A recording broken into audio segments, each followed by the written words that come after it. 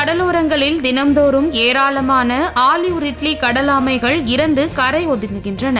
சென்னை பட்டினப்பாக்கம் கடற்கரையில் நேற்று ஒரே நாளில் மட்டும் 4க்கும் மேற்பட்ட ஆமைகள் இறந்து கரை ஒதுங்கின.